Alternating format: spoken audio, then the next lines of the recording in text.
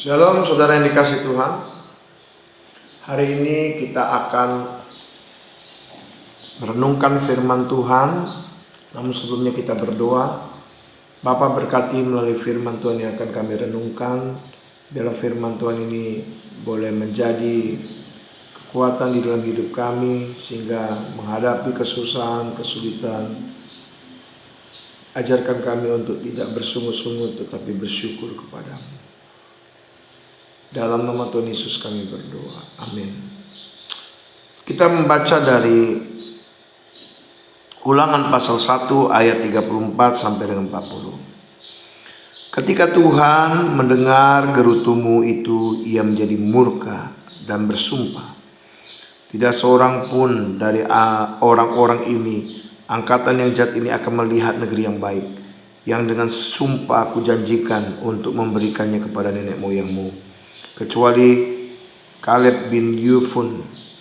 Dialah yang akan melihat negeri itu, dan kepadanya dan kepada anak-anaknya akan kuberi negeri yang diinjaknya itu, karena sepenuh hati ia mengikuti Tuhan. Juga kepada Tuhan murka oleh karena kamu, dan ia berfirman, juga engkau tidak akan masuk ke sana. Yosua bin Nun, pelayanmu, dialah yang akan masuk ke sana.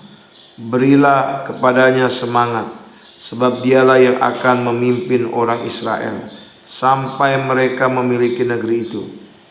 Dan anak-anakmu yang kecil yang kamu katakan akan menjadi rampasan, anak-anakmu yang sekarang ini yang belum mengetahui tentang yang baik dan yang jahat, mereka yang akan masuk ke sana. Dan kepada mereka lah aku memberikannya, dan mereka lah yang akan memilikinya. Tetapi kamu ini baliklah, berangkatlah ke padang gurun, ke arah laut Teberau. Saudara yang dikasih Tuhan, ada hal yang unik ketika kita merenungkan ayat 34. Ketika Tuhan mendengar gerutumu itu, ia menjadi murka dan bersumpah. Tidak seorang pun orang-orang ini, angkatan yang jahat ini, akan melihat negeri yang baik, yang dengan sumpah aku janjikan untuk memberikan kepada nenek moyangmu.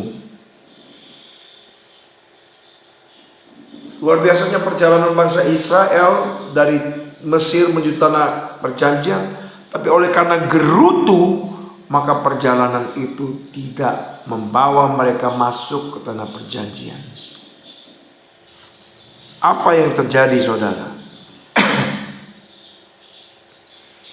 Bayangkan, pada waktu mereka sudah di keberhasilan, mereka sedikit lagi berhasil, saudara. Musa memberikan kesempatan, mereka memberikan suara. Mereka bilang, berikan pengintai. 12 pengintai mewakili 12 suku mengintai tanah Kanaan. Apa yang terjadi? 10 pengintai berkata begini, memang hasilnya bagus, ada buah anggur, ada buah-buahan yang luar biasa, tapi orang-orangnya besar-besar, pasti bisa memakan kita.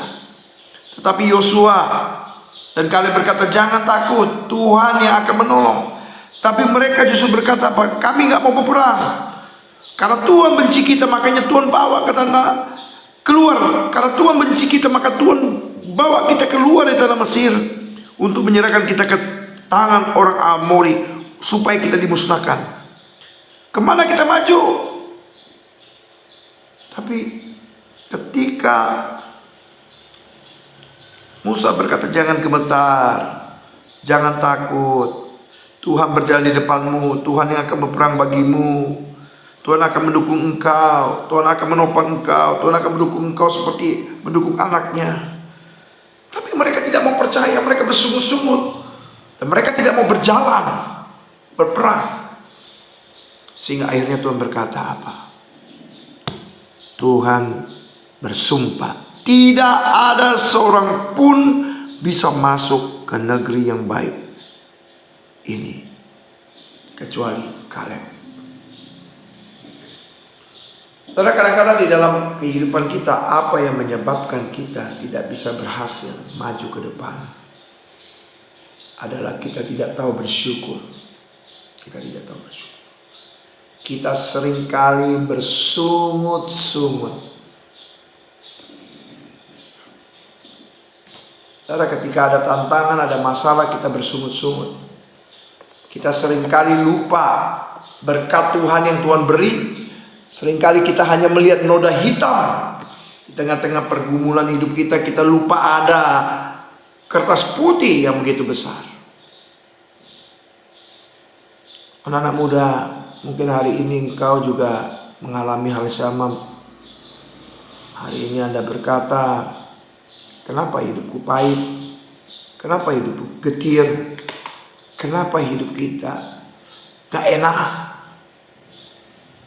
Apakah kita pernah menyadari bahwa kalau kita masih bisa hidup sampai hari ini, bukankah itu anugerah Tuhan? Pergumulan di dalam kehidupan kita seharusnya membawa kita bukan kepada bersungut-sungut. Saya teringat satu kalender ini, saudara. Saya bacakan. Tekanan dan kesulitan hidup yang kita alami seringkali justru menjadi sarana Tuhan untuk membuat kita berpaling kepada pengharapan yang benar dalam Yesus Kristus Tuhan kita. Tapi kadang-kadang kita hanya melihat bersungut. Kita tidak lihat kesempatan di balik kesulitan. Kita nggak melihat peluang di balik kesulitan. Kita nggak melihat berkat di balik kesulitan. Kita nggak melihat Tuhan di balik penderitaan. Sehingga kita bersungut. Dan akhirnya membawa kita kepada apa? Perasaan yang tidak bersyukur. Hari ini saudara, saat Anda sedang mengalami satu titik dalam kehidupan Anda, titik yang Anda mungkin katakan titik tergelapkah, Anda ditinggal sendirikah, Anda merasa seorang dirikah, Anda merasa gagal, Anda mulai bersungut, kenapa aku hidup ini penuh dengan kesialan. Saudara, Anda hanya fokus kepada kesulitan, tantangan, Anda lupa. Sekalipun Anda gagal, Anda masih punya orang tua. Sekalipun Anda gagal, Anda masih punya rumah untuk berteduh, walaupun rumah sewa. Sekalipun Anda gagal, Anda masih bisa makan, walaupun Anda makan dengan makanan yang sederhana. Sekalipun Anda gagal, Anda masih punya teman-teman yang peduli dengan Anda. Sekalipun Anda sering melupakan mereka. Sekalipun Anda mengalami kesulitan, tantangan, tapi Anda punya Tuhan yang sekalipun tidak kelihatan tapi menyertai saudara. Kenapa kita harus melihat kegagalan itu? Kita lupa kebaikan demi kebaikan yang Tuhan berikan. Saudara yang dikasih Tuhan, mari kita belajar untuk bersyukur. Di tengah-tengah kesulitan, masa-masa pandemi, masa-masa yang berat, hai anak-anak muda, kuncinya hanya satu menjalani hidup ini. Fokus kepada Tuhan Yesus, bersyukur. Lihat tantangan yang ada, tidak membuat kita harus menyerah, tapi semakin datang cari Tuhan. Semakin datang cari Tuhan. Bersyukur membuat Tuhan memberikan rahmat-Nya atas hidup kita. Bersungut-sungut menghilangkan kesempatan kita meraih anugerah berkat dari Tuhan. Lihat bangsa Israel, ketika mereka bersungut-sungut pada Tuhan ingin mereka hidup, malah mereka berkata Tuhan ingin membinasakan mereka. Terakhir Tuhan tidak izinkan mereka masuk ke tanah perjanjian yang sudah dijanjikan Tuhan untuk mereka. Refleksi buat hidup kita. Maka kita mau mendapatkan berkat dari Tuhan. Pertama, stop menggerutu. Kedua, mulai belajar bersyukur. Ketiga, fokus pada Tuhan. Saudara, saya akan tutup dengan sebuah cerita, saudara. Ada sebuah kisah dalam kehidupan ini. Sebuah kisah di mana seorang datang kepada seorang guru. Dia berkata, Guru, kenapa hidupku penuh dengan kesulitan, penuh dengan tantangan, penuh dengan masalah? Apa masalahmu? Aku menghadapi masalah yang luar biasa. Mamaku cerewet, tidak peduli sama aku. Kasih makanan yang aku pengenkan, ayam goreng Kentucky Fried Chicken, yang dikasih malam tempe goreng, bosan.